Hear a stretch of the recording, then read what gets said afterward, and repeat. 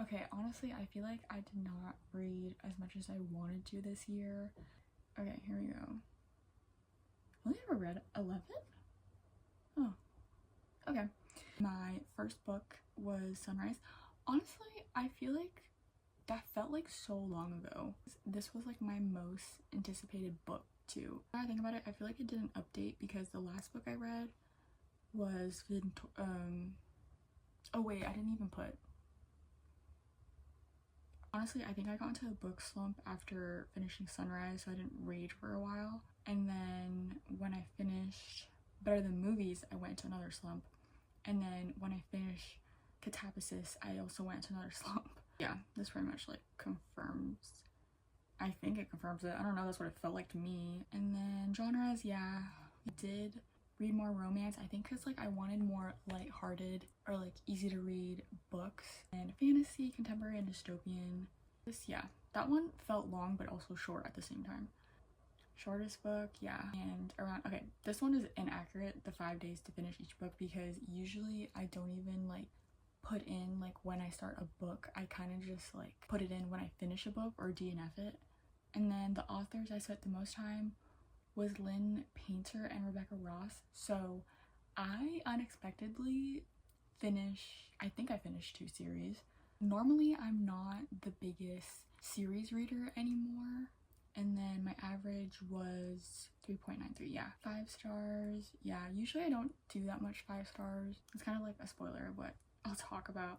I have a lot of 4 stars, but I'll still like rate a book 5 stars if there's some things I didn't like, but usually it's just honestly vibes and like the writing. So read in others, yeah, most shelved. I guess because like a lot of people have read it. Is that what it means? Oh, I can't figure it out, so I guess so. And then least shelved, yeah, Wings of Starlight. Not a lot of people know about this book. And then Sunrise, one of the highest raters. I don't really know what that means, but yeah, 5 new authors. 6. Did not know they were 6 out of ones I finished. Wow. Yeah, I TNF'd Ministry of Time just because the pacing was so long. I really liked it in the beginning, but for some reason it was dragging.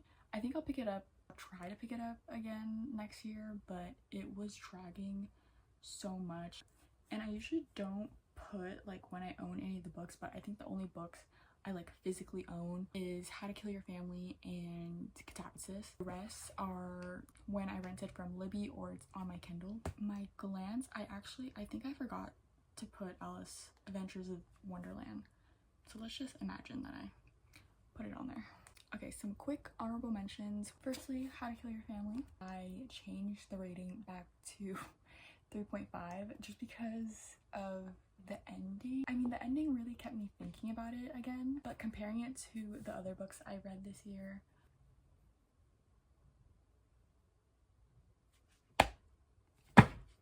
this fly has been in my room for like, I don't even know, but she's dead. Anyways, comparing this book from the other 10 I ranked, I feel like I just enjoyed the other books more. Next, the other honorable mention, which is literally like the other book that I finished this year, is Alice in Wonderland. I picked this up because I never read the original.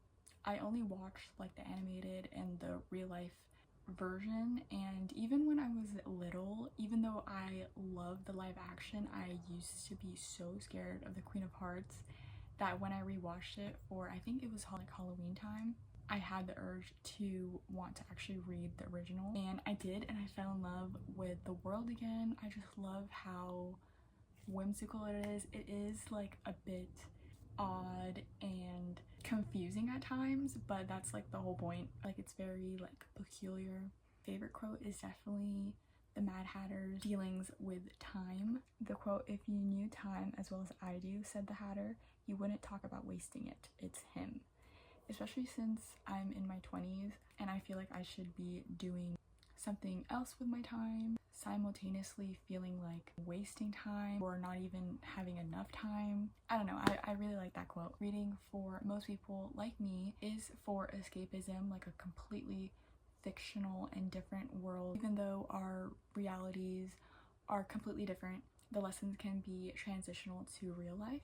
which is like my favorite part, is just like picking out a quote or a line and having different interpretations. This book really reminded me of The Little Prince, which I would think is a great classic as well. Yeah, I highly recommend the two books that I mentioned as honorable mentions, which is literally just like the two other books I finished this year.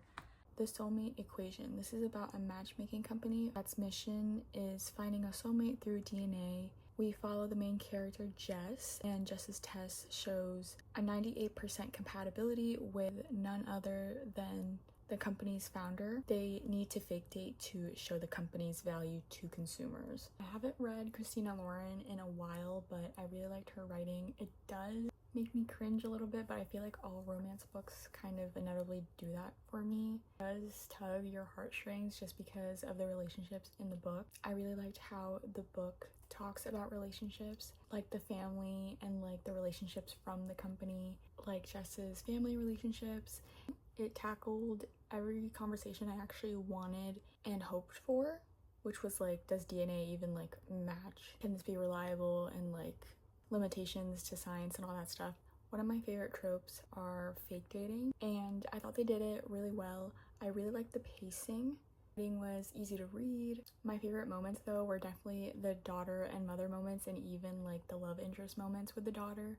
That's usually like my favorite part, just because it's just like so heartwarming. This was like a good like palate cleanser, quick read. I definitely recommend it if you love a broody CEO and hardworking main character trope. Arcana Academy. We follow Clara, who wields magic. Using tarot cards, Prince Kalis brings Clara to this academy, which introduced her as the newest first-year student, but also his bride-to-be. I listened to this as an audiobook and I really like it. I love the characters, and I mostly appreciated the writing, just because I hate insta-love with a passion, especially in like enemies to lover books, and not a lot of people can write it well. So I really like the characters and the writing. I love the book's like main plot. I love when books have like their main plot and love as like a subplot. The only thing I didn't like is that it's pretty long. I feel like that's every fantasy book though. It always takes me a while to like focus and like really take in the world building, but once I was in it, I really liked it. I liked the magic. I liked the like magic system and like the academy aspect. I could picture it in my mind pretty well. I don't know if this is controversial because I haven't seen any other reviews of this book, but I actually really liked the ending. I think it was realistic. I definitely recommend it if you like fake marriage, enemies to lovers, dark academia. Out of all the books I mentioned, I definitely recommend this book as an audiobook, just because of like the performance was just like really good. And I definitely want to read more books from this author. Wings of Starlight. This is about Clarion, who is soon to be Queen of Pixie Hollow, sees defeating a threat to Pixie Hollow as an opportunity to prove that she is worthy of the new role, but instead of finding a monster at the edge of winter, she finds Mallory. They form an unlikely bond as they race to save their lands. This was a great year of nostalgia books coming out, and firstly is obviously Wings of Starlight. This is based on the Tinkerbell movies. I was the biggest Tinkerbell fan. I was very active on Pixie Hollow. Like, I was obsessed with the Tinkerbell world. So this world and book was already gonna be so close to my chest because of the nostalgia. I really thought I'll never be back in this world, and after I finished this book, I crave it more than ever. Love the writing. I actually noticed I've read Alison Saff's book before. Yeah, A Far Wilder Magic. I also would recommend that book. That was a really good book. And she did not disappoint with this writing in this book. I don't know. It's not like too Disney. It's just a perfect young adult coming of age writing. I highly recommend this book, even if you haven't seen the movies. I think it would be even better because you technically wouldn't know the ending of this book. I Who Have Never Known Men. The premise is 39 women imprisoned in a cage, watched over by guards. The women who have no memory of how they got there, no notion of time, and only a vague recollection of their lives before. At first, this writing felt kind of monotone, almost like indifference. I realized it was definitely on purpose when I finished the book and I read the afterword that confirms that it was on purpose. The main reason I was like grappled into the story is because, like the protagonist, I wanted answers. As a reader, you really go through all of her emotions, all her thoughts. You have like the same questions as her. The pacing was good and the characters were great. I more so enjoyed the commentary from the book. It makes me wonder who we would be or act if there were no men or even like people to impress. Honestly, it made me think of The Last of Us, which is like kind of random, but there's a specific dialogue and the video game is like a post-apocalyptic world like I Have Not Known Men, and Ellie, who grew up only knowing the post-apocalyptic world, she sees a poster and Ellie was confused and asked Joel, why is she skinny? I thought you people had like food. Joel's response was, yes, we did have a lot of food, but people just weren't eating it because of looks and like society standards. And it just made me think like how resourceful and evolutionized we have become as humans, that we have more problems even though we create more and more stuff to solve our previous ones. If we did not have this many resources, I would like, it makes me curious like if we would be happier with no perception of society standards. Like, would we have like more of a community aspect without the notion of wanting to impress someone? You know, like it really makes me curious. I think especially since we take a lot of things for granted. But yeah, going back to the book, I definitely recommend reading it. It's really good for like a quick dystopian read. Find Rivals. This is about two young rival journalists find love through a magical connection and they must face the depths of hell in a war among gods to seal their fate forever. This book really surprised me. I didn't know much about this book. I just knew this was on my TBR for the longest time. I didn't know it was like a book talk staple until I was scrolling and I saw that a lot of people recommended it because it's such a classic rivals to lovers in a fantasy world. I really liked the characters. I loved the writing and yearning, but I also love their development because of each other. In like the first book, it kind of felt like the main like plot was kind of sidelined until the end, and then it really moved forward in the second book. Honestly, the only thing I had trouble with was probably just visualizing, and this is just like a me issue. I feel like the writing was a little too broad, that I couldn't like pinpoint a certain, and usually like when I read books that will say like, oh, this person has blonde hair, I'll usually change it in my head because I would disagree. But in this case, I like wrote down in my notes that I had trouble visualizing, so I guess I had trouble visualizing, or like I needed more guidance in a sense. Also, visualizing the main villain, or like in this case gods, I couldn't like decide between like Greek gods or just like normal people or like a creature looking thing, so I was just like, my mind was like not in tune. But I really liked the pacing. I thought it was really poetic. The writing really comes out. Each time we change point of view, you can really hear each character's voice. I know that's like the bare minimum. In this case, I wasn't like flipping and counting how many pages I have left of this specific point of view. It felt like it was very accurate wherever I was like reading. I wanted to scream at some moments, especially like if you read the book, I think you were gonna know what I'm talking about. And right when I finished the first book, I started the second book straight away. I just like, I needed to know those answers. So yeah, I definitely recommend it. Better Than the Movies. This is about Liz and Wes. They have a scheme to get Lizzie noticed by Michael, but she's shocked that she actually ends up liking Wes. And she re-examines everything she knew about love.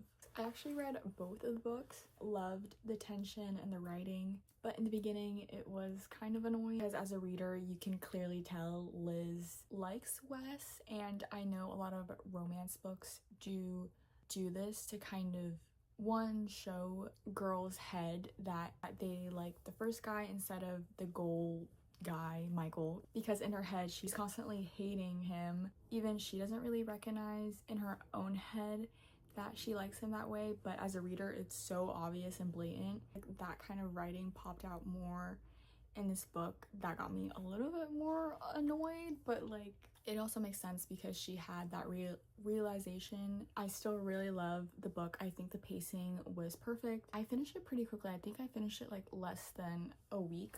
I also really like the dialogue of romanticizing movies and books. I understand why it's very relatable to the audience because the audience is for book girlies who are very much hopeless romantics who romanticize books and movies. I did know there was a sequel going into reading the first book, so I actually thought they were gonna break up at the end. Nonetheless, the first book was really sweet. I actually, as soon as I finished the first book, I was like, okay, I'm actually gonna read the second one. A little surprised with myself that I immediately wanted to read the second one, and then I didn't even read the synopsis. As soon as I started reading chapter 1, I realized we're in Wes's point of view. On social media, I've been seeing that the sequel is actually better than the first one, and I understand why, because it's Wes's point of view. Both books did hit me in an emotional impact, but not in a way that I necessarily cried. It just might be a me issue. I normally don't really cry when I'm reading books, but when I read adaptations,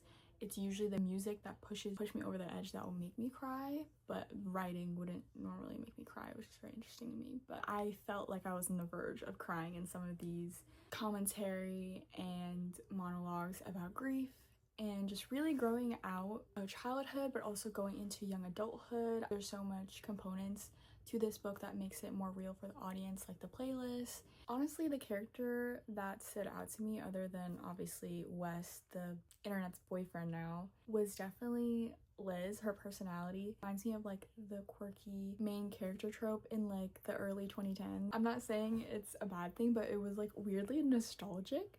I remember when I finished both the books and I was scrolling, people were bringing up specific inspo for Liz's owl dress, and I was like, oh my god, why is, like, I remember everyone was so obsessed with owls in like the early 2010s. It was like such a weird fever dream. The only thing I would do differently, maybe listening to the songs while I'm reading will push me over the edge and make me cry, but I also can't multitask, like listening to music and reading, so. Sunrise on the Reaping. This is a Hunger Games prequel on the 50th annual Hunger Games. It's a quarter quell, so twice as many tributes will be taken from each district. We follow Haymitch. From the original trilogy, he was the mentor of Katniss. I feel like as a big fan of the books, I'm always going to be interested in reading whatever Susan Collins puts out. But I was initially skeptical because as an audience, and the whole message of the books is not, we're not supposed to look forward to these Hunger Games. We're not supposed to arena ideas. We're not supposed to make like strategies of our own, romanticize violence, entertain ourselves using violence, children dying, all that stuff. Like, I was really nervous about that, but I was really glad because Susan Collins did not give me that impression at all. This was very much like the saddest Hunger Games in terms of literally everything. I don't know how, honestly, I feel like Haymitch should have drank more. I don't understand how he is still doing what he's doing in the original trilogy when we see him first. The character that stood out the most to me was definitely Maisie. I didn't expect to like her as much as I did. Everyone, I've seen the fan-made film, which was really good. Now I've read Catching Fire, and that's kind of like all we kind of know about Haymitch's story. That too, as an audience, we know what the ending is. We have, the puzzle pieces to the ending. We just don't know how it's gonna match up. And I think that was like the most anxious thing about reading this book is because you really don't know what's going on. Even though you know the ending, you don't know how it's gonna get there. Also, like the first half of the book, the readers are also surprised because of the new information that we don't really know about Haymitch. I don't want to spoil too much in case people haven't seen it, but like the first, I want to say 2 chapters or 3 chapters, I think if you read the book, you know what I'm talking about. I did not expect that plot twist. Favorite moment, like the standout moment from the whole book, is definitely with Haymitch, Plutarch, and Snow in one room. I can't wait to see that in the live action. I really hope they do it. I would think they would. That being said, I definitely recommend this book. It's gripping. It's full of heart, even though there's a lot of heartbreak.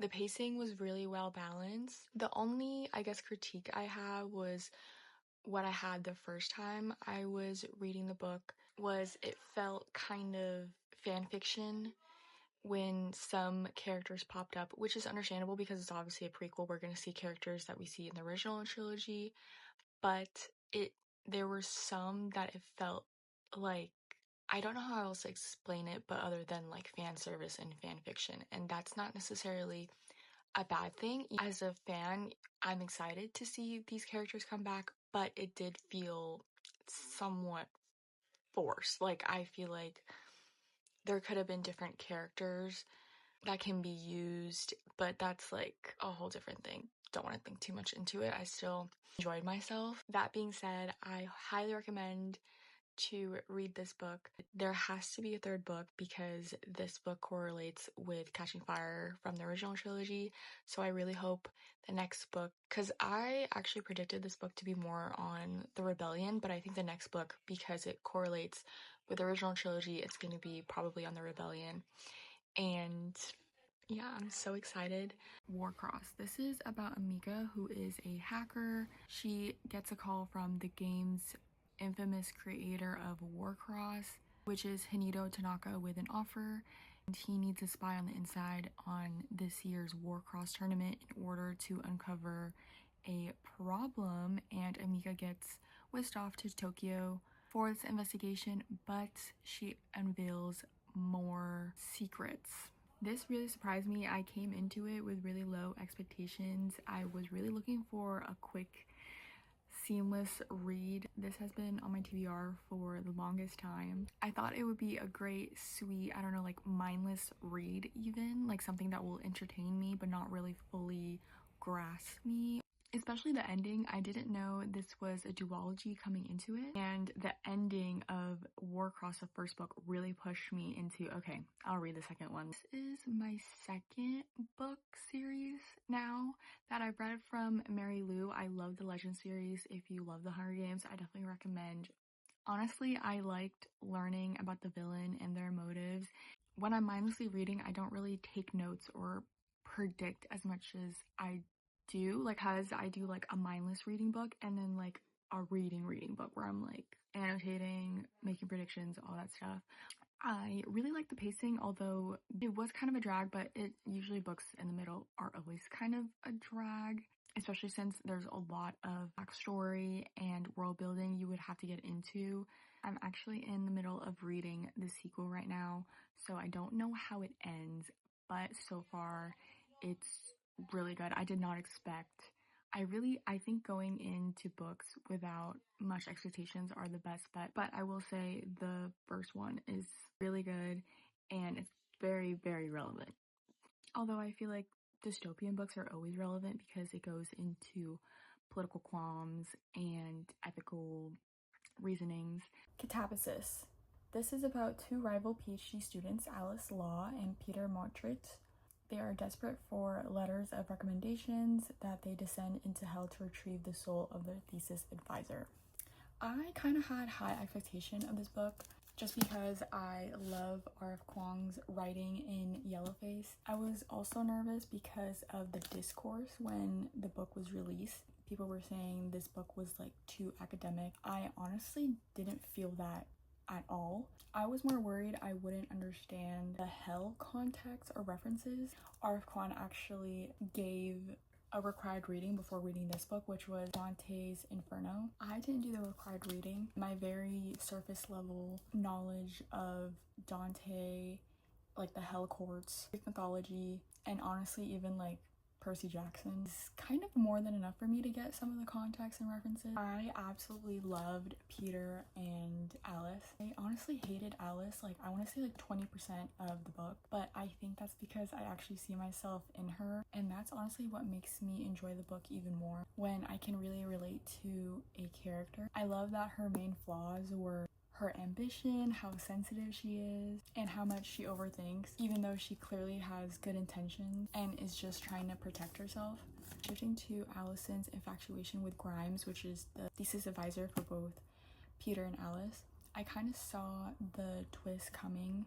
She both respects him and hates him. You see her criticizing women are made to cater to the male gaze in her classes, and then you slowly realize she's doing the same thing. She convinces herself it's different, it's innocent, but it's actually more dangerous because it's Grimes, and so it gives her a sense of control. I do wish the book went more into white feminism in academia. Helen's rant about feminism, especially when she goes off on Alice, was very much needed. They talk around it a lot. You can tell how Alice feels about it. I just wish that part pushed a little further or even brought up again. Alice has distanced herself from feminism because she sees it as embarrassing and risky to be associated with. Yet Alice still wants the benefits of equality without paying, I guess, like the personal or even like political costs of it, like challenging the system. I think Helen is right that Alice believes she's an exception, that the rules don't apply to her, and that her generation often rejects feminism until it becomes personally useful. Being in higher education, I really like seeing the uncomfortable but also like nuanced conversation, especially because they're beliefs that people rarely want to admit. But yeah, I highly recommend reading this book, especially if you love dark academia. I feel like this book has pretty much everything that I love. Dark academia with a love subplot, also commentary on belief, power, and how hell is like interpreted. People's like different approaches to the different mythologies. I can't say that word. Yeah, I don't know. Just read it. Alright, and my number one ranked book is Victorian Psycho by Virginia Felto. This is a tale about a bloodthirsty governess who learns the true meaning of vengeance. We follow Winifred as she arrives at Ensor House, prepared to play the perfect governess, but finds herself struggling to stifle the violent compulsions of her past. I picked this up because I wanted a quick book to listen to during the holidays. I timed it perfectly because I actually didn't know it was set in the holidays and Christmas, but it is gothic horror. It's very satire and has like psychological like insights. The writing is incredible. It's very immersive. I really felt like Winifred was whispering in my ear. The plot pacing was really well executed. It kept me engaged throughout the whole book, and the book's pretty short. It's like, I know in audiobook it's like 5 hours, I believe, and then I switched to my Kindle and it's really good. It automatically reminded me of like Jane Austen world because they use kind of the like Victorian language a little bit, but it wasn't as like, I don't know how to explain it because I struggled when I read Pride and Prejudice the first time just because the English slang and like literature was very different back then, but this was very easy to consume. I remember in the middle the line actually starts to blur between reality and Winifred's imagination, which is perfect because it kind of mirrors Winifred's psyche, and as an audience it was hard to tell whether the violent acts were actually happening or if they were just her dark imagination. The writing style is like unapologetically vivid and gory. It's filled with a lot of grotesque imagery, which I would typically be like off-putted by, but being in Winifred's mind made the gore into like part of the narrative that we experience the story through her very, very unsettling perspective. My favorite quote, it starts with, "I fail to understand why men think violence will intimidate women. Women who bleed all over themselves every month, who," I'm not gonna finish the rest because I might be restricted, but I really like that quote. Yeah, the whole story opens and closes perfectly. I recommend for a quick and like tasteful read. Okay, now on to my reading goals for the next year. Reading goal is always 12 books a year, at least 1 book a month, mainly because I am such a slow and like mood reader. After finishing Victorian Psycho, I actually want to explore more gothic books. It's just tedious because I mostly read the most before bed. I've had instances where I would get nightmares because the last thing I would think about would be my books. And that's another reason why I really liked Victorian Psycho. It didn't feel overly horror or gothic, even though it very much was, but because in Winifred's mind, it's like her normal day-to-day thoughts, so I really like that. I also want to read more classics. I really enjoyed Alice in Wonderland. I'm gonna make it my goal to at least read one classic. Lately, I've also had the urge to reread, which I normally don't let myself do. A reread only counts if I finish the book front to back. I don't know, that's how my brain works, but I really want to give myself the grace and permission to just reread chapters or like even sections I loved, just so I can put it at ease, because I would get like random urges to reread. Like when I read Sunrise on the Reaping, I really wanted to reread Ballad. It's probably my favorite book out of all of them, just because I loved being in Snow's really messed up head. Don't get me wrong though, I hate him to guts, but I really liked the philosophy commentary on that stuff, which I like. I want to make another video just talking about that because it's so interesting to me. Like right now, I'm actually rereading Percy Jackson. I know I read the first two, and I didn't let myself start at Sea of Monsters. I literally forced myself to read the first book, even though I kind of wasn't motivated. Felt like cheating if I were just to jump to Titan's Curse without finishing the first two, or at least like rereading the first two. But yeah, hopefully I finish Percy Jackson series next year, just so I can be caught up for the show. And I've always wanted to go into that world, but I've never just been around to it or been in the right mood, and I think I'm finally in the right mood, so I need to take advantage of it. I also want to be nicer to myself about genres and demographics, even if I'm not the target audience, whether it's for like kids or like younger generations. Still think there's so much you can get from those books. I see a lot of content creators hate on others for enjoying books for a different age group, like saying they're too old for them. I really hate that mindset. Basically, I don't want to limit myself. But yeah, let me know your guys' reading goals next year, and I will see you guys next time.